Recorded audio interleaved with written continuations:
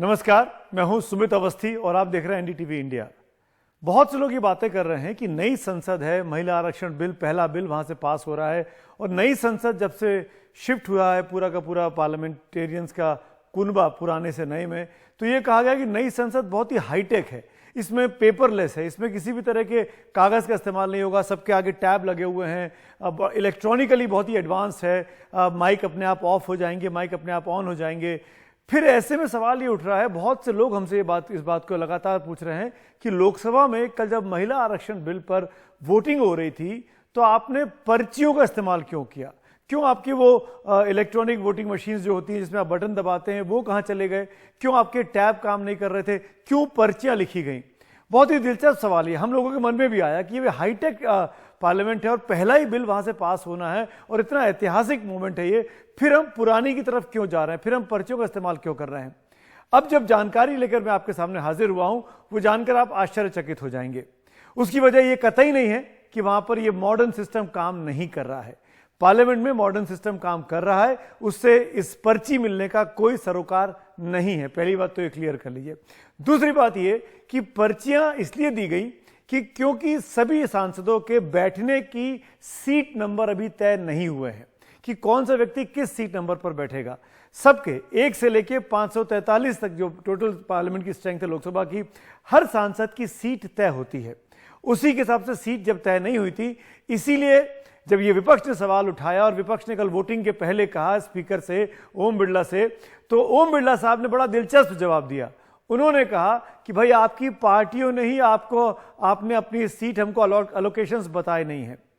नियम यह कहता है कि एक, जैसे फॉर एग्जांपल कांग्रेस के पास अगर 54 सांसद हैं तो कांग्रेस के नेता को स्पीकर ऑफिस बता देता है कि आपके 54 सांसदों को बैठने की व्यवस्था इस ब्लॉक में की जा रही है। अब उस ब्लॉक में कौन आगे बैठेगा, कौन पीछे बैठेगा, कौन टेबल नंबर 1 पे होगा, बेंच नंबर 1 पर होगा, कौन सबसे पीछे होगा, ये पार्टी के अपने लोग तय करते हैं। इसमें लोकसभा सेक्रेटरीट या स्पीकर ऑफिस का काम नहीं होता है। तो यही जवाब दिया ओम बिरला ने कि भाई आप पार्टियों ने जिनसे पूछा गया है कि आप अपने सांसदों का एलोकेशन हमको बता दो, तो हम सबको सीट नंबर दे देते हैं। तो इन विपक्षी पार्टियों ने, और विपक्षी क्या, जो सत्ता के साथ भी पार्टियां हैं, एनडीए की जो पार्टियां हैं, उन्होंने भी अपने सांसदों का प्रायोरिटी ऑर्डर, जो प्राथमिकता की लिस्ट होती है, वो लोकसभा सेक्रेटरीट को नहीं दिए, स्पीकर ऑफिस को नहीं दिए। इसीलिए तमाम सांसदों को सीट नंबर अलोकेट नहीं हुए हैं। सीट नंबर अगर एलोकेट हो गए होते तो बड़ा आसान होता, बटन दबाते और तुरंत दिख जाता वोटिंग में कि किसने कितना वोट दिया। जैसा कि बहुत से लोगों को याद होगा, पुरानी लोकसभा में, पुरानी संसद में इंतजाम था कि सामने जो बोर्ड लगा हुआ था उस पर लिख के आ जाता था एज, नोज, यस, ये सब लिख के आता था, एब्सटेन, नंबर्स लिख के आ जाते थे, जो यहां पर भी सुविधा है। पर क्यों, मैं फिर क्लियर कर दूं, क्योंकि संसद में अभी तक सीट एलोकेशंस नहीं हुए हैं। राजनीतिक पार्टियों ने अपने सांसदों के सीट एलोकेशन लोकसभा सेक्रेटरीट को नहीं बताए हैं, इसीलिए इलेक्ट्रॉनिक मशीन से काम नहीं हुआ वोटिंग का काम, और इसीलिए पर्चियां दी गई। पर्चियों के जरिए ही वोटिंग हो पाई। राज्यसभा में भी लगभग यही मामला होने वाला है, क्योंकि वहां पर भी, राज्यसभा में भी सीट एलोकेशन नहीं हुआ है, वहां पर भी पर्चियां होंगी। और एक और दिलचस्प बात यह है कि जितने बिल में प्रावधान होते हैं, खंड होते हैं, आर्टिकल्स होते हैं, उन आर्टिकल के लिए एक एक करके वोटिंग होती है और आखिर में सामूहिक बिल पर वोटिंग होती है।